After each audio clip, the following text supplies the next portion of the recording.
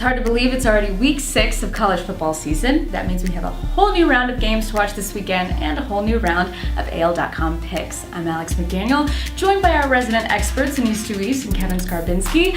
Well guys, it's a Tiger showdown in Alabama this weekend. We've got LSU coming to Auburn. Who you got?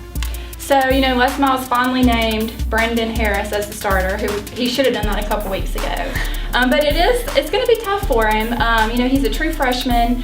It's his first start, and it's in Jordan Hare. But he has had a lot of playing time, so I think he will be able to manage that. Auburn hasn't done so well against LSU for the past few years. They lost the last 3, and Nick Marshall probably had one of his worst games, probably his worst game since he's been at Auburn last year against LSU. So he's going to be coming into this game wanting to prove something. LSU has got to improve on their run defense.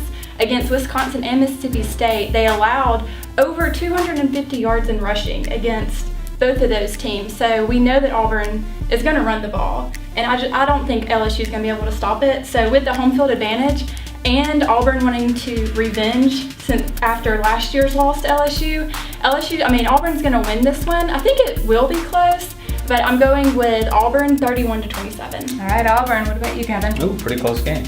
I'm not sure which is funnier, you using the word experts to refer to us or people using the term Little Cam to refer to Brandon Harris. Now, I know Rhett Lashley did that during recruiting. Auburn did want him very desperately. They did not get him, of course. They're happy with Sean White, the other quarterback they did sign. But this is a tough debut as a starting quarterback. Everybody talks about Saturday night in Death Valley in Baton Rouge. I think it's at least as hard to win on Saturday night in Jordan Hare. It is a wild and crazy atmosphere. Tim Tebow couldn't get it done as a freshman there. Of course, he was just a backup. He wasn't the starter. But he had all kinds of problems back in 2006. Brandon Harris is going to have those same kind of problems Saturday night. And Gus Malzahn has been waiting for this game. He's been playing very vanilla. He's going to break out every flavor he has in the playbook, and Auburn's going to get this done going away. I think it's 31-17. All right. Well, the Crimson Tide are heading to Oxford this weekend to take on the Ole Miss Rebels. Big hype game. First time College game day has ever come to Oxford, and even though the Rebels are known for always winning a party, can they win this game? Annice, what do you think? Yeah, I think this is a pretty good matchup. Ole Miss probably has the best defense in the SEC right now, and Alabama's been really impressive on offense. I think that to win this game, Alabama especially is going to have to do better than they did in the Florida game as far as turnovers go. They cannot have all those turnovers and beat Ole Miss. And same goes for Ole Miss actually, because Bo Wallace has had, I think, 6 interceptions so far this season.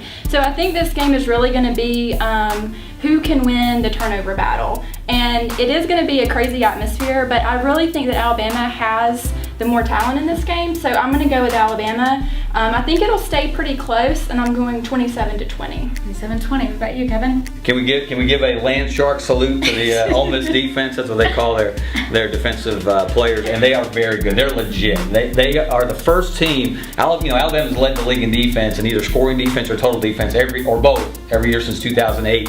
This Ole Miss defense leads in both categories right now, and they are legit. They've got playmakers at every level, but they haven't seen an offense like Alabama's about to throw at them. They haven't seen an offensive coordinator like Lane Kiffin. And if Blake Sims' shoulder is okay, they tell us it is, but they're not always going to tell us the truth on those things. But if he is healthy and stays healthy, Alabama's going to put up some points. And sorry, Dr. Bo, but Bo Wallace is the opposite quarterback. And you cannot pick Bo Wallace in a big game. You just can't. He makes too many mistakes. He's got a history of turnovers. So I'm going with Blake Sims and Lane Kiffin in this one. I think Alabama separates in the second half, 28-14. Well, that's going to wrap it up for this week. Let us know your picks at AL.com, and we'll see you back here for week 7.